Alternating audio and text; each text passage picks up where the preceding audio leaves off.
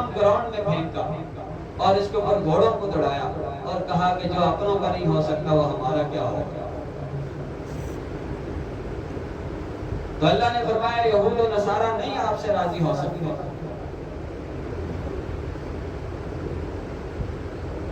سیدنا عمر فاروق رضی اللہ تعالیٰ عنہ چل کر آتے ہیں بیت المقدس کو فتح کر.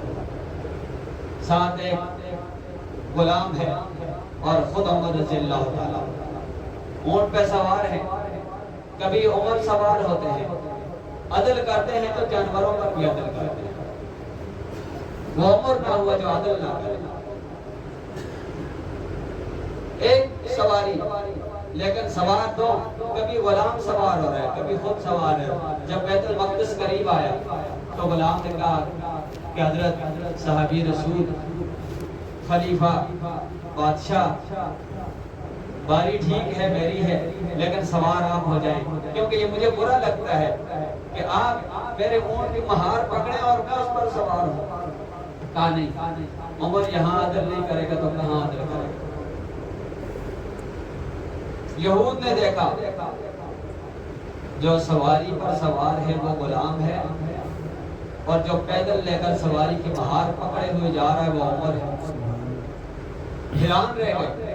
لیکن اللہ نے پہلے ہی کی کتابوں میں یہ درج کر دیا تھا کہ ایسا شخص آئے گا بیت المقدس کو فتح کرے گا جس کے کپڑوں پر 11 پیوند لگے ہوں گے. میں اور آج تھوڑا سا کپڑا بھی پھٹ جائے نہیں پہنتے, ذرا ادھر بھی دیکھیے. 22 لاکھ مربع میل کے حاکم ہے. پورا ایشیا کر لو, پاکستان جیسے 4 پاکستان کر لو. 22 لاکھ مربع میل کا بادشاہ ہے اور بادشاہ بھی ہمارے بھکاریوں کی طرح نہیں ہے. یہ جو ایک ووٹ کے لیے آپ کے سامنے جھک جھک کے سوال کرتے ہیں اور جب اقتدار پہ آتے تو ان سے بڑا فرعون کوئی نہیں ہوتا. یہ جھک جھک کے کہ یہ جی محلے کی عورت ہے, یہ تو میری ماں ہے, یہ تو میری بہن ہے, آپ تو ہمارے بڑے ہو, آپ تو ہمارے بھائی ہو. یوں لگتا ہے کہ یہ ہمارے سگے ہیں. لیکن جب اقتدار پہ جاتے ہیں آپ 6 دن تک جا کر کے دروازوں پہ کھڑے ہو, تم سے ملنا کو آ رہی. اس وقت تو ایک فرعون تھا, اب تو ہر بندہ فرعون ہے. فرعون کی ساری عادات ٹھیک تھی, صرف ایک ظلم کیا تھا اس نے, اللہ نے پھر اس کو پکڑا. لیکن آج جب یہ اقتدار پہ جاتے ہیں, جب یہ کرسیوں پہ جاتے ہیں تو یہ پوری دنیا پر ظلم, ہر پاکستانی پر ظلم, ہر ماں بہن پر ظلم, ہر غریب پر ظلم.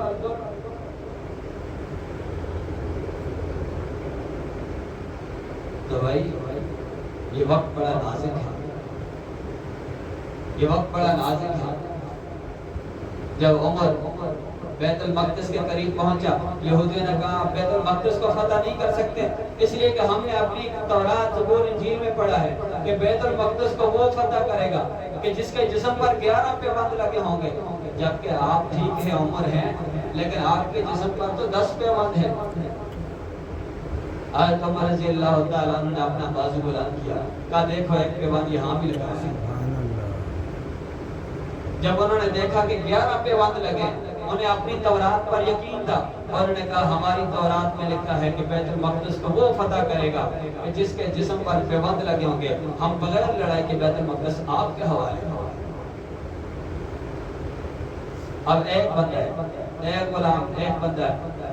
لیکن حضرت عمر رضی اللہ تعالیٰ نے فرمایا اب صرف بیت المقدس کو نہیں فتح کرو گے, پورا علاقہ میرا ہے اور تم اپنے گھروں میں رہ کر اب چیزیں اور ٹیکس دے کر رہو گے.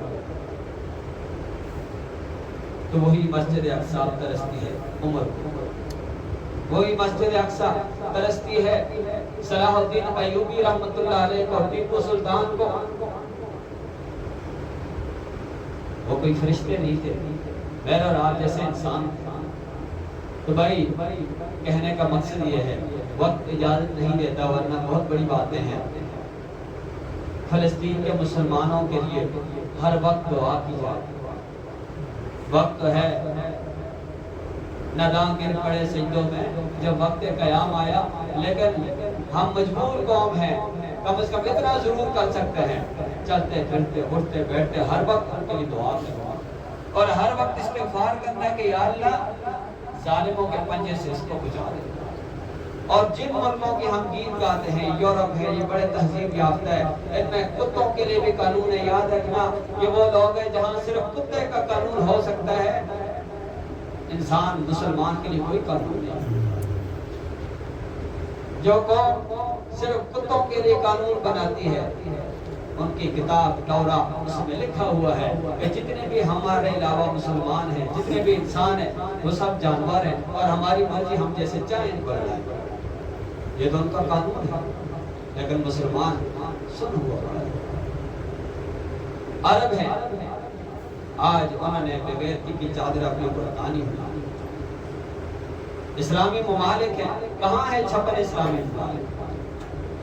اگر اللہ نے عدل کرنا ہوا تو میرے خیال میں کوئی بندہ نہیں بچے گا۔ ہاں کرم کرنا ہوا تو ہم جا سکتے ہیں۔ تو اس لیے بھائی بہت افسوس ہے، بہت افسوس ہے، یہ جو اپنے آپ کو ترقی یافتہ تہذیب یافتہ کہتے ہیں، اللہ کی قسم یہ بیڑیے ہے، بیڑیے یہ آج ان پہ وار کرتے ہیں اور اس پاکستان کے لیے سب بیڑیوں کی نظریں اور اس پاکستان پر سب بیڑیوں کی نگاہیں ہیں۔ آج ان پر گزر رہی، کل کہیں ہماری اوپر یہ بلا نہ آ جائے۔